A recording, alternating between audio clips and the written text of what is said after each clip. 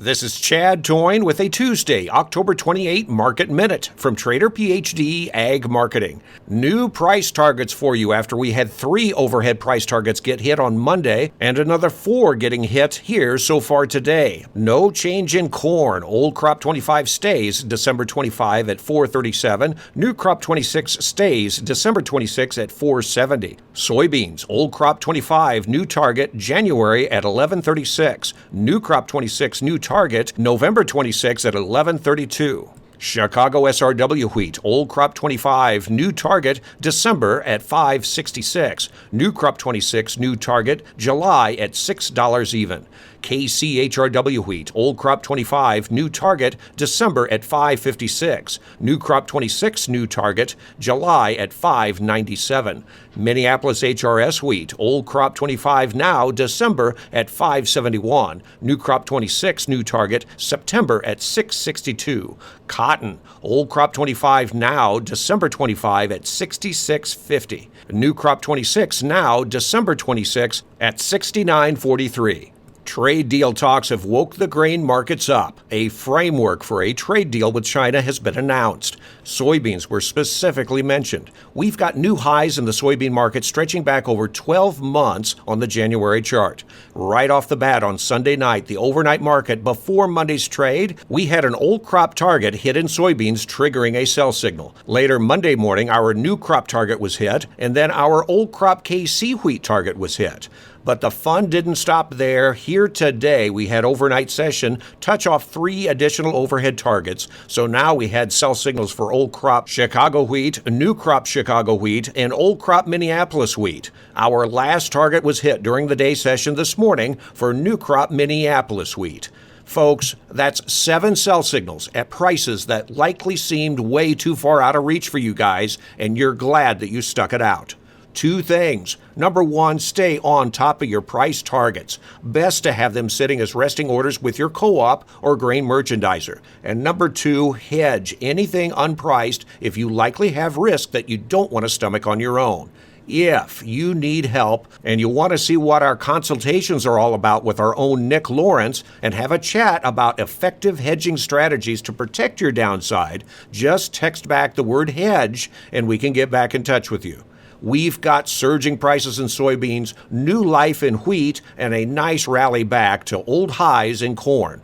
Remember last week when I said there was something interesting going on in the grain markets and that it was the price behavior that often tells us more than what the newswire does? Somebody, somewhere, somehow was doing some early buying ahead of these meetings and announcements. Did somebody know something? Was it China doing some buying? Were the funds buying because they sensed something, or were just merely buying because of the strong price behavior? Questions also remain about who is continuing to buy. We've traded higher here today, but we've lost much of the morning's gains here so far. A little bit of a turnaround Tuesday might be in order. Do we have a real deal going on here? Or is this the market just setting itself up for disappointment? A final trade deal isn't inked yet. That's hopefully to happen this weekend at the APEC summit in Korea. But we've had inked deals before with China. Remember the Phase 1 trade deal? It turns out that China didn't live up to their promises then, and Trump is having a review of the results of that done here in the coming weeks. So, will we see if China is going to do their same old thing, or is Trump coming around at a different angle this time? We've seen Trump 2.0 take a new angle at a great many things this time around. Let's hope that there's something that sticks better this time around than the first time. Corn came very close to hitting our price targets here this morning. If we get another little pop back later this week or after the APEC summit, those price targets will be in play for a sell signal. And what about wheat?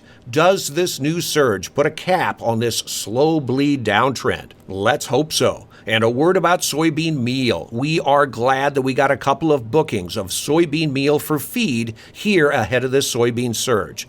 Dees meal has gone from $275 to $305 in about a week and a half. In fats and feeders, ever since Trump and Rollins announced that they wanted to start importing beef from Argentina, increase the herd, bring down prices, and now talk of allowing cattle imports, hard liquidation has taken much of the premium out of the futures, especially feeders. Who's willing to buy from all of those that want to sell out of their longs? When we finally have a bottom, we can expect high volatility to give us a strong leg higher, even some limit up days. There's no trying to outguess posts and tweets, but the fact remains that we still have a low supply of cattle, and that's not going to change very much anytime soon. Remember me talking about if you had calls that were in the money, that there were things that you could do to bank some of those profits. Anyway, expect some kind of a hard reversal bottom, maybe even tomorrow. That's it for today. I'm Chad Toyne, and this has been Trader PhD. Past performance is not indicative of future results. Futures trading involves substantial risk and is not suitable for all investors.